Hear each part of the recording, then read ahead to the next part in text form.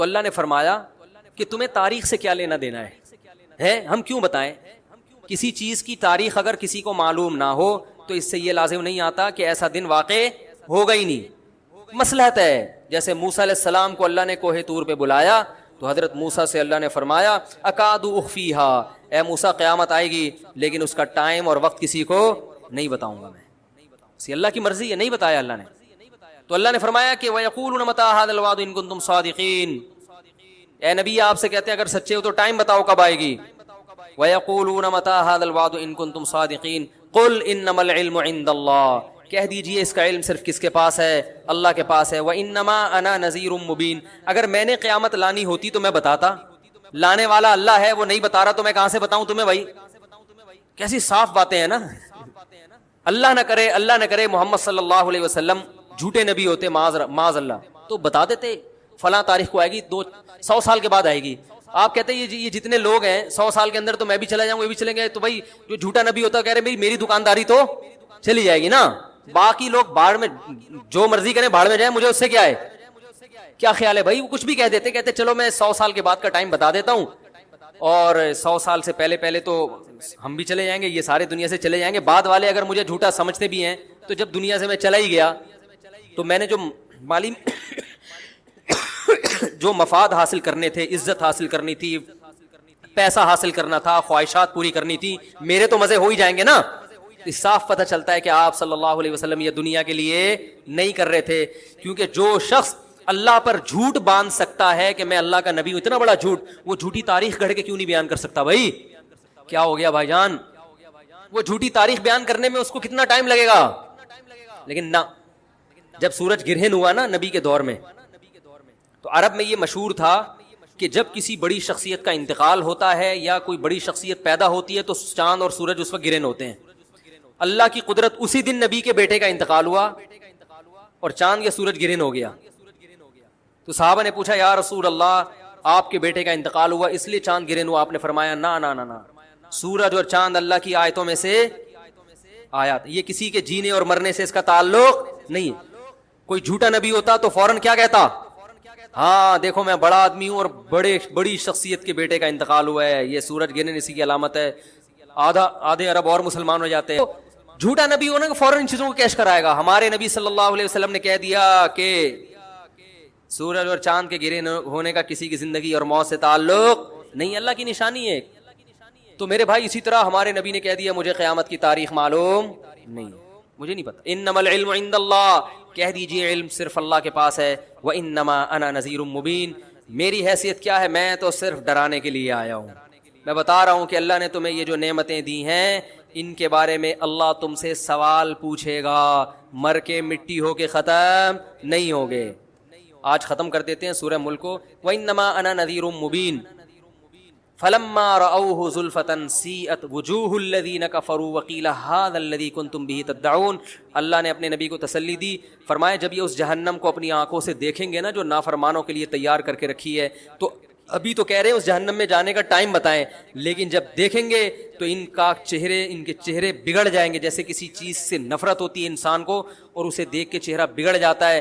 وقیل هذا الذی، اور کہا جائے گا یہ ہے وہ آگ جس کا تم دعویٰ کیا کرتے تھے، مانگا کرتے تھے کہ کب آئے گی. تم کہتے تھے ہمارے سامنے یہ آگ لے کر آؤ ہم دیکھیں، تو یہ ہے جس کو تم مانگا کرتے تھے. آج تمہارے مانگنے پر اللہ نے یہ تمہارے سامنے رکھ دی ہے. پھر اللہ نے اپنے نبی سے کہا کہ آپ ان کو آخری اعلان سنا دیں. قل ارأیتم ان اہلکنی اللہ ومن معی او رحمنا فمن یجیر الکافرین من عذاب علیم. بتاؤ جہنم کب آئے گی، یہ تاریخوں میں پڑھنا، یا جہنم کب آئے گی، جنت کب آئے گی، قیامت کب آئے گی، اس کی تاریخیں تو مجھے معلوم نہیں ہے. لیکن ایک سوال میں تم سے پوچھتا ہوں کہ بالفرض اگر میں غلط ہوں، اگر میں دعوت میں غلط ہوں، اور جو اس کائنات کو پیدا کرنے والا ہے وہ مجھے بھی ہلاک کر دے اور میرے ساتھ جو ایمان والے لائے ہیں ان کو بھی ہلاک کر دے، تو کیا وہ تم کو چھوڑ دے گا؟ تم تو صاف انکار کر رہے ہو اس کا، تمہیں کیسے چھوڑ دے گا وہ؟ اگر میں دنیا میں ہلاک ہو بھی گیا، تمہارے قتل کرنے سے ہلاک ہو گیا، تمہارے نقصان پہنچانے سے چلا گیا، اپنی مشن میں بالفرض ناکام ہو گیا، تو تم مجھے یہ بتاؤ کہ جو رب مجھے ہلاک کر سکتا ہے وہ اپنے انکار کرنے والوں کو جو سرے سے اس کو مانتے ہی نہیں ہیں، نہ اس کے قانون کو فالو کرتے ہیں، ان کو اس اللہ کے عذاب سے کون بچائے گا؟ یہ بھی ایک سمجھانے کا انداز ہوتا ہے. اور پھر اللہ نے ایک دلیل، قل هو الرحمن آمنا به وعلیہ توکلنا، اور اے نبی ان سے کہہ دیجئے وہ اللہ صرف اللہ نہیں ہے، اس کی صفت ہے رحمت کرنے والا. تو جب وہ بغیر مستحق ہونے کے اتنی رحمت کرتا ہے، ہم اگر ان حالات میں اس کے دین پر قائم رہیں گے اور اس کے دین کی تبلیغ کرتے رہیں گے اور تمہاری ان بیہودہ سوالات کی پرواہ نہیں کریں گے تو، اور اس پر ہم ایمان بھی لائے ہیں، تو ہمیں اس رب سے بڑی امیدیں ہیں. قل هو الرحمن آمنا به وعلیہ توکلنا، اور اسی پر اعتماد کر کے ہم اسلام کو فالو کر رہے ہیں. تو ہمیں تو اپنے مشن کے صحیح ہونے پر اطمینان بھی ہے، اور جیسے بھی حالات ہمارے سامنے آ جائیں ہمیں اس پر بھی اطمینان ہے کہ وہ ہمارے حق میں بہتر ہی ہوں گے، چاہے وہ ظاہری لحاظ سے نقصان دہ کیوں نہ ہو. قل هو الرحمن آمنا به وعلیہ توکلنا فستعلمون. لیکن عیسیٰ علیہ السلام کو اللہ نے اپنی قدرت سے زندہ رکھا ہوا ہے. جب قرب قیامت میں دمشق میں عیسیٰ علیہ السلام آئیں گے تو حدیث میں آتا ہے کہ امام مہدی شام میں نماز کے لیے کھڑے ہوئے ہوں گے، عصر کی نماز کے لیے مصلی پہ. مینار ہے، اس پہ کون نازل ہوگا؟ حضرت عیسیٰ علیہ السلام. تو مینار سے پھر سیڑھیاں لگائی جائیں گی حضرت عیسیٰ کے اترنے کے لیے. اب سوال پیدا ہوتا ہے کہ جب ادھر سے ادھر تک آ گئے تو تھوڑا سا تو رہ گیا ہے نا، اب یہاں سیڑھیاں کیوں لگائی جا رہی ہیں؟ بھائی دنیا کیا ہے؟ دارالاسباب ہے. ادھر سیڑھیوں سے جانا ممکن نہیں تھا، وہ اللہ اپنی قدرت سے ہی لے گیا. یہ دنیا دارالاسباب ہے، یہاں پہ کیا لگیں گی؟ سیڑھیاں لگیں گی. وہاں سے نیچے اتریں گے، اتنے بڑے بڑے بال ہوں گے جن سے پانی بہ رہا ہوگا، کیونکہ حضرت عیسیٰ علیہ السلام کو جب سولی پہ لٹکایا جا رہا تھا اس وقت آپ نے غسل کیا تھا، تو اللہ نے ان کی شکل کا کوئی آدمی کر دیا اور عیسیٰ ابن مریم کو آسمانوں پہ اسی حال میں اٹھا لیا. اور قرب قیامت میں جب نازل ہوں گے تو عصابۃ تغزو مع عیسیٰ ابن مریم، نبی نے فرمایا میری اس امت کے لیے جنت کی ضمانت ہے جو عیسیٰ ابن مریم کے ساتھ مل کے جہاد کرے. حضرت عیسیٰ نے آتے ہی کیا کرنا ہے؟ جہاد کرنا ہے. تو اور پھر ایسا جہاد ہوگا اما الاسلام و اما السیف، یا تو اسلام ہے یا تلوار ہے، بیچ کا کوئی راستہ نہیں ہے. اور تقاتلون الیہود، سب سے پہلے لڑائی کس سے ہوگی؟ یہود سے ہوگی، عیسیٰ ابن مریم کی، کیونکہ یہود نے آپ کو قتل کرنے کی کوشش کی تھی، تو اللہ تعالیٰ عیسیٰ ابن مریم ہی کے ذریعے ان سے انتقام لیں گے. خیر اب ایسا نہ ہو کل کوئی امام مہدی آ جائے. آج کل مارکیٹ میں امام مہدی کے نام پہ منجن، ہر تھوڑے دن میں کوئی مہدی. میرے والد صاحب ایک واقعہ بتایا کرتے تھے، ہماری محلے کی مسجد میں نا ایک آدمی بہت نیک تھا، عبادت کرتے کرتے نا اس کی کھوپڑی گھوم گئی اوپر سے. بعض لوگ بہت زیادہ عبادت کرتے ہیں، دماغ خشک ہو جاتا ہے، خوراک ہوتی نہیں ہے، ہنسی مزاح کی کوئی بات ہی نہیں ہوتی، تو اوپر سے سیٹنگ کیا ہو جاتی ہے؟ آؤٹ. تو اس کی سیٹنگ آؤٹ ہو گئی. برا نہیں تھا وہ، میرے والد صاحب کے پاس آیا، کہنے لگا، میرے والد صاحب کو لوگ حافظ صاحب کہتے تھے، حافظ صاحب ایک بات آپ سے کرنا چاہتا ہوں، آپ ذرا نیک آدمی لگ رہے ہیں، صرف آپ سے کروں گا کسی اور سے نہیں. والد صاحب نے کہا کیا؟ کہتے ہیں مجھے نا کچھ الہامات ہو رہے ہیں کہ امام مہدی میں ہی. والد صاحب ہمیں یہ واقعہ سنا رہے تھے، کہتے ہیں کہ میں نے اس سے کہا کہ بس مجھے بتا دیا، میرے علاوہ کسی کو قطعاً نہیں بتانا، ورنہ حالات کا میں ذمہ دار، کوئی بھی پیل دے گا. صحیح ہے نا؟ تو بس یہ مجھے بتا دیا نا، بس یہ ہم دونوں کے راز کی بات ہے اور اللہ کو پتا ہے، کسی تیسرے کو بتانے کی بالکل بھی ضرورت نہیں. پھر والد صاحب نے اس کو بولا بھائی تو تھوڑا سا وظائف نہ کم کر دے، تھوڑا سا نارمل لائف میں آ جائے، انسان کا بچہ بن جا، تیری کھوپڑی کیا ہو رہی ہے سیٹنگ. تو بہت سے امام مہدی اس چکر میں بنے ہیں، ہوتے نہیں ہیں. تو جب امام مہدی نے آنا ہوگا نا تو سب سے پہلی بات یہ کہ وہ مہدی ہونے کا دعویٰ نہیں کریں گے، ان کو لوگ کہیں گے کہ آپ مہدی ہیں. ان میں علامتیں دیکھ کے علماء ان سے خود کہیں گے، سارے پیچھے پڑ جائیں گے کہ آپ مہدی ہو. سمجھتے ہو کہ نہیں سمجھتے ہو؟ جو خود سے مہدی ہونے کا دعویٰ کرے وہ تو مہدی ہو ہی نہیں سکتا. اور جب امام مہدی ہوں گے تو عیسیٰ ابن مریم نازل ہوں گے. جس کے دور میں عیسیٰ نازل نہیں ہو رہے اس کا مطلب وہ مہدی ہے ہی نہیں. تو حدیث میں آتا ہے حضرت مہدی مصلی پہ کھڑے ہوں گے تو حضرت عیسیٰ علیہ السلام آئیں گے تو وہ حضرت مہدی ان کو مصلی پہ آگے کریں گے کہ آپ نماز پڑھائیں. لیکن حضرت عیسیٰ علیہ السلام کس کے حوالے کریں گے مصلی؟ کہ یہ نماز آپ ہی پڑھائیں گے. کیوں؟ مجھے اللہ نے نماز پڑھانے کے لیے نہیں، مجھے کس کے لیے بھیجا ہے؟ جہاد کرنے کے لیے بھیجا ہے. میں تلوار لے کے لڑائی کروں گا، یاجوج ماجوج کو قتل کریں گے. اب یاجوج ماجوج کہاں ہیں اس کے بارے میں کوئی صحیح بات ہمارے علم میں نہیں ہے. ویسے بھی اگر ہمیں پتہ چل جائے کہاں ہیں تو وہ دریافت ہو جائیں گے نا. اور قرآن کہتا ہے قرب قیامت سے پہلے وہ دریافت بولو نہیں ہو سکتے. تو اللہ نے چھپا دیا ہے، ان کو چھپا دیا ہے. تو چھپایا ہے اس لیے کہ پہلے نہ پتہ چلے کدھر ہے. کچھ لوگ کہتے ہیں یہ چائنیز ہیں، کوئی بھروسہ نہیں ہے، ویسے لگتا ہے کہ شاید ہوں، کیونکہ وہ جو ذوالقرنین نے دیوار بنائی تھی نا سیسا پلائی ہوئی اور پہاڑوں کے پیچھے دھکیل دیا تھا اور پھر بڑی تعداد ہو گئی ان کی، حدیث سے پتہ چلتا ہے شاید وہ، لیکن بہرحال کوئی یقینی بات نہیں ہے. تو یاجوج ماجوج ایک بڑی طاقتور قوم ہوگی جس کو حضرت ذوالقرنین نے سورہ کہف میں اس کا بھی تذکرہ ہے، پہاڑوں کو بند کر کے ان کو دھکیل دیا، کہیں چھپا دیا، ان نکلیں گے اور پھر دنیا میں تباہی مچائیں گے، اور پھر ان کو کون قتل کرے گا؟ حضرت عیسیٰ علیہ السلام. تو وہ ابھی نہیں نکلیں گے، جب نکلیں گے تو ان کا باقی وہ کچھ کہتے ہیں مریخ میں ہیں، کچھ کہتے ہیں کہاں ہیں، ہمیں نہیں پتہ کہاں ہیں. بہرحال بظاہر تو لگتا ہے زمین میں ہی ہے، کیونکہ ذوالقرنین جو گئے تھے مشرق اور مغرب شمال جنوب کا انہوں نے سفر کیا، اسی زمین میں کیا تھا سفر. تو واللہ اعلم. ہمیں بس اجمالی طور پر ان چیزوں پہ ایمان لانا ضروری ہے، ان کی ڈیٹیل ہمیں بتائی نہیں گئی ہے تو ہمیں ڈیٹیل میں جانے کی اجازت نہیں. باقی قیاس آرائیاں ہوتی ہیں، صحیح بھی ہو سکتی ہیں، غلط بھی ہو سکتی ہیں. اچھا، تو میں یہ عرض کر رہا تھا کہ 309 سال وہ سوئے ہیں. وَنُقَلِّبُهُمْ ذَاتَ الْيَمِينِ وَذَاتَ الشِّمَالِ، اللہ کہتے ہیں ہم ان کو پلٹتے تھے، اب ادھر کو کروٹ لے کے. وَكَذَلِكَ بَعَثْنَاهُمْ، 309 سال کے بعد ان کو اللہ نے جگایا. پوری حکومت بدل گئی، پوری حکومت کا تختہ پلٹ گیا. اب جب 309 سال کے بعد اٹھے ہیں تو پیٹ کمر سے چپکا ہوا ہے، ٹھیک ہے نا، بھوک لگ رہی ہے ٹائٹ والی. تو کیا کہتے ہیں؟ کم لبستم. پہلے آپس میں کہنے لگے ہم کتنا سوئے ہیں، ہم کتنا سوئے. ایک نے کہا لبثنا یومن او بعض یوم، یا تو پورا دن سوئے ہیں، کیونکہ سورج جب ہم سوئے تھے تو یہاں تھا، اب یہاں ہے. لیکن جب یہاں ہے تو اس کا مطلب پورا دن تو نہیں سوئے ہم، پورا چکر تو ہو جانا چاہیے تھا نا. مثال کے طور پر وہ سوئے تھے مغرب کے وقت اور آنکھ کھل رہی ہے اشراق کے وقت. اب کنفیوز ہو رہے ہیں نا کہ یار اگر ہم تھوڑا سوئے ہیں تو یہ تو ہمیں لگ رہا ہے بہت زیادہ سوئے ہیں، 24 گھنٹے سے زیادہ تو سو نہیں سکتا کوئی. تو کہنے لگے یا تو ہم پورا ایک دن سوئے ہیں یا شاید اس سے کم سوئے ہیں. کم سونے پر یہ اعتراض ہو رہا ہے کہ نیند تو بڑی شاندار طریقے سے پوری ہوئی ہے، 4-6 گھنٹے میں ایسی ہوتی نہیں ہے. اور اگر زیادہ سوئے ہیں تو سورج جب ہم سوئے تھے وہ یہاں تھا، اب یہاں ہے، تو یہ تو 24 گھنٹے بھی پورے نہیں ہوئے. کیونکہ ان کا کیا خیال ہے کہ یہ 300 دفعہ پلٹ کے سورج آ چکا ہے. جب کافی دیر ان کی بحث ہوئی تو کہنے لگے ربکم اعلم بکم، اللہ ہی جانتا ہے بھائی کتنا سوئے ہیں، اس بحث سے کوئی فائدہ نہیں ہے، ابھی تو روٹی کی فکر کرو. فبعثوا احدکم بورقکم، یہ سکہ رائج الوقت اور روٹی لے کر آؤ.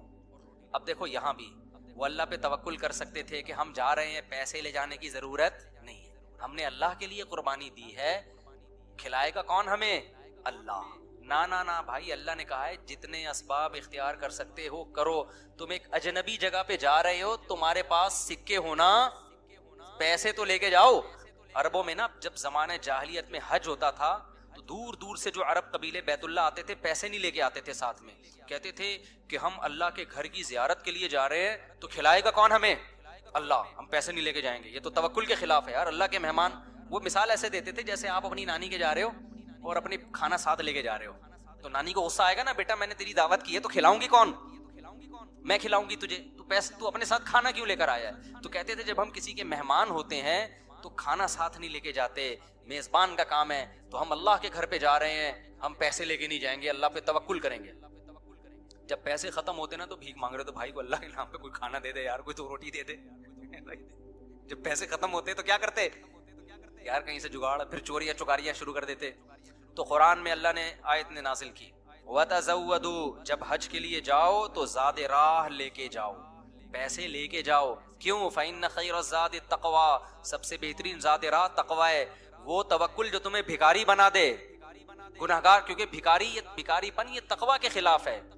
تو پہلے تقوی کی فکر کرو کہ لوگوں کے سامنے ہاتھ نہ پھیلانے پڑے. تو ان کو بتا دیا اللہ نے صحابہ کو کہ توکل کا یہ مطلب نہیں ہے کہ دنیا میں اسباب اختیار نہ کرو، حج پہ جا رہے ہو تو پیسے لے کے جاؤ سارا. تبھی فقہا کہتے ہیں، فقہا نے دین کو خوب سمجھا ہے کہ حج صرف اس پہ فرض نہیں ہو جاتا کہ آنے جانے کا انتظام ہو جائے، نا، حج اس پہ فرض ہوگا آنے جانے کا انتظام بھی، راستے میں کھانے کا انتظام بھی، اور جتنے دن آپ گھر کی مارکیٹ سے شارٹ رہو گے بیوی بچوں کے کھانے کا بھی انتظام. آپ کا حج کا آ گیا بھائی، آپ نے کہا میرا جہاز کا ٹکٹ بھی ہو گیا، ہوٹل کا کرایہ بھی ہو گیا، کھانے پینے کا انتظام بھی ہو گیا، نکل گئے 40 دن کے لیے. بچے کہہ رہے ہیں ابا مارکیٹ سے کیا ہو گیا؟ ابا ہم کیا کھائیں یہاں پہ؟ تو ابا کہہ رہا ہے بیٹا میرے لیے چونکہ آنے جانے کا پراپر انتظام ہو گیا تھا تو مجھ پہ حج فرض ہو گیا ہے، کیونکہ اللہ نے کہا ہے جس میں استطاعت ہے حج فرض ہے، تو مجھ میں استطاعت ہی حج فرض ہے. تو بچے کہیں گے ہمارا کیا قصور ہے؟ اس لیے علماء نے بیان کیا کہ استطاعت میں یہ بھی داخل ہے کہ آپ کا بھی اور جن کی آپ کفالت کر رہے ہو، جو آپ کی شرعن ذمہ داری ہے، ان کا بھی انتظام ہو. سمجھتے ہو کہ نہیں سمجھتے ہو؟ تو انہوں نے اپنے ساتھ سکے لے کے گئے ہوئے تھے. وہ سکہ رائج الوقت، جب نکاح ہوتا ہے نا تو سکہ رائج الوقت، میں نے سکہ رائج الوقت میں آپ کا نکاح فلاں، میں یہ لفظ نکال دیا ہے، اتنے پیسوں میں کرایا ہم نے، کیونکہ رائج الوقت ہی سکے چلیں گے نا، یہاں نکاح میں ڈالر تھوڑی دیں گے. کبھی خربوزہ خریدتے ہوئے کہا کہ سکہ رائج الوقت کے مطابق یہ خربوزہ کتنے روپے کلو ہے؟ جیسے وہاں سیدھا سیدھا بولتے ہو بھائی خربوزہ کتنے روپے کلو ہے، تو مہر میں بھی وہی ہے. جب پاکستان میں شادی ہو رہی ہے تو پاکستانی روپے میں ہی ہوگی، اس میں الگ سے سکہ رائج الوقت بتانے کی ضرورت نہیں. لوگ کہہ رہے تو سکہ رائج الوقت کے مطابق، تو وہاں سے میری زبان پہ یہ آیا ہے. تو انہوں نے کہا بھائی یہ سکہ رائج الوقت ہے، اس کو لے کے جاؤ اور کھانے پینے کا انتظام کرو. وَلْيَتَلَطَّفْ، چپکے سے جانا. وَلَا يُشْعِرَنَّ بِكُمْ أَحَدًا، کسی کو تمہارے بارے میں پتہ نہ چلے. ایسے منہ لپیٹ کے نا چھپڑ میں جانا اور روٹی لے کے چھپڑ میں واپس آ جانا.